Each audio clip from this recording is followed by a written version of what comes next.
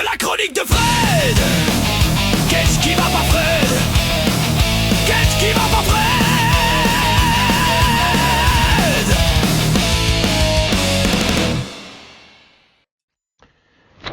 Faut qu'on se parle. Comment ça?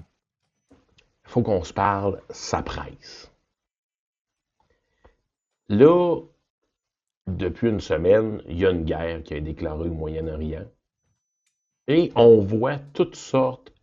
Puis là, excusez-moi mes amis français, je vais sacrer un petit peu.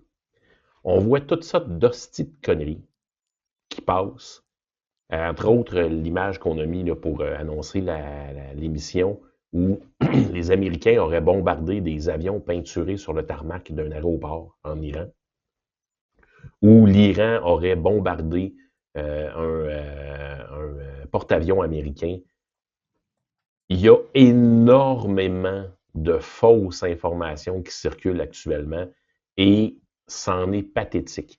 Et il va falloir absolument qu'on commence à aiguiser nos couteaux et qu'on commence à regarder comment ça va sur les médias sociaux et dans les nouvelles qui sont pas directement de source, parce que il y a des images qui ont circulé avec des gens sous des décombres qui étaient complètement montés par l'intelligence artificielle. Il y a des manifestations qu'on a vues en vidéo, c'était complètement faux. L'image qu'on voit là à l'écran... Ça, en passant, l'image que vous voyez à l'écran, c'est moi qui l'ai faite. Ça résume un peu la vraie image. En fait, c'est très proche de l'image qu'on a vue qui a circulé partout. Ce qu'il faut comprendre, c'est que dans l'environnement militaire, quand on identifie une cible prioritaire comme un avion, ben cette cible-là, elle n'est pas analysée juste par une photo satellite prise à 14 000 km.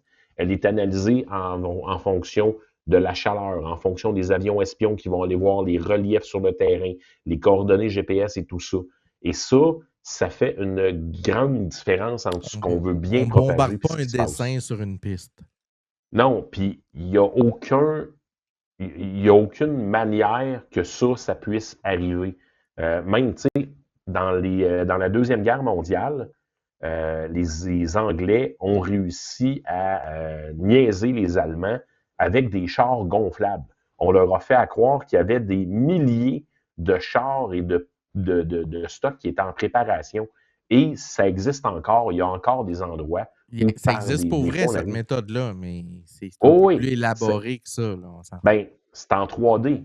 Donc, un scanner, un satellite, tout ça, va voir quelque chose. Après ça, il va falloir qu'il détermine sa condition, sa fabrication, ses éléments. Mais, tu sais, entre 39 et 45, il n'y avait pas de satellite qui pouvait mesurer si c'est du métal ou du plastique. Il voyait des affaires avec les avions, avec les photos, et on voyait ça, on tirait dessus. Mais la réalité, c'est qu'il va falloir de plus en plus faire excessivement attention à ce qui se dit et à ce qui se passe. Il y a El Patron qui dit que 50% des publications en rapport avec l'Iran sont probablement fausses. Je te dirais que pour avoir consommé beaucoup de stock dans la dernière semaine, c'est probablement plus 70 à 75%. Il y a Fred, énormément. Et Fred, ce que les gens oublient, là, quand vous voyez des shots de frappe ou d'avions qui réussissent à s'évader d'une attaque, ces choses-là, il existe actuellement dans le marché des jeux vidéo de guerre qui sont très bien faits avec le rendu graphique excellent, dont Arma 3, puis il y en a d'autres modèles. Là. Et il y a énormément de shots vidéo que vous voyez passer dans des clips qui sont en fait des clips de jeux vidéo. Là. Donc, qui sont absolument pas des vraies frappes. Là. C'est arrivé, entre autres, sur des images de 2 porte-avions américains qui auraient été attaqués.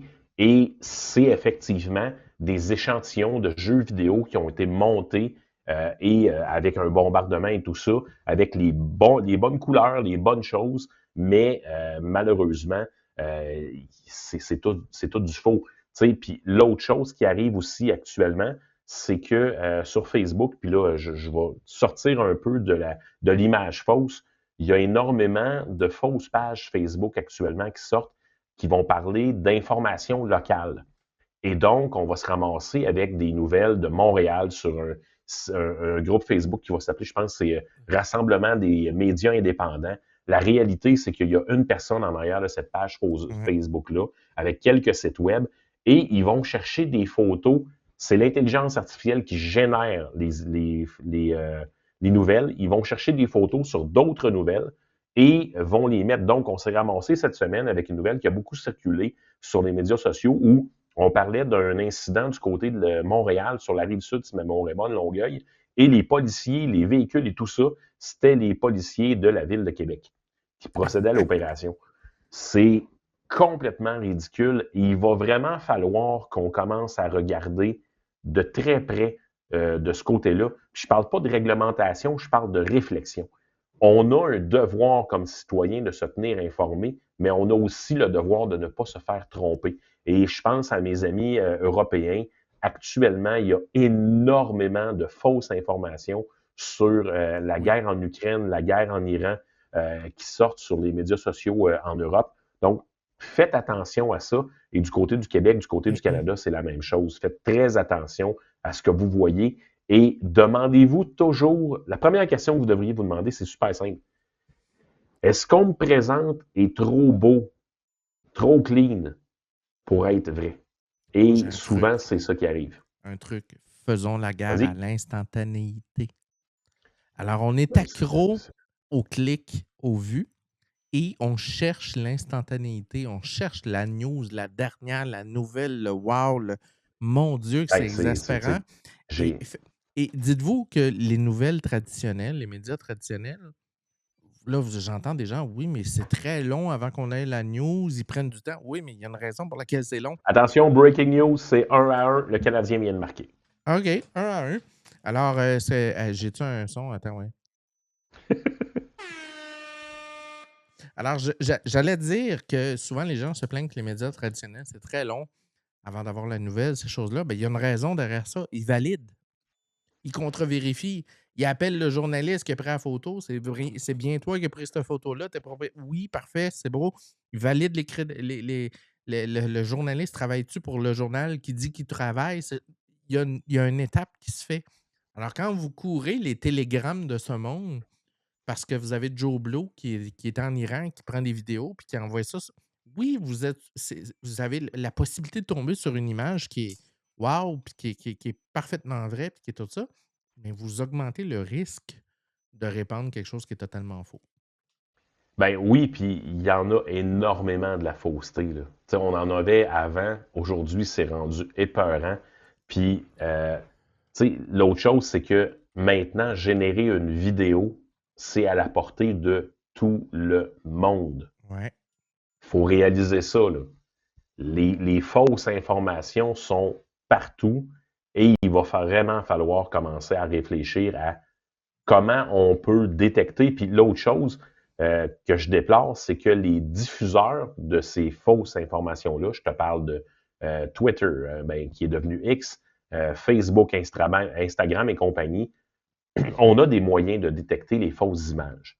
Et parce que ça génère des revenus, actuellement, on n'en fait pas. Il ne le fait pas. Mais en passant, Google a une technologie qui s'appelle SynthID. C'est intégré directement dans le moteur de Gemini. Donc, si vous ingérez une vidéo ou une image dans Gemini et vous lui posez la question est-ce que c'est généré par IA, il va vous répondre. Donc, Exactement. faites le test.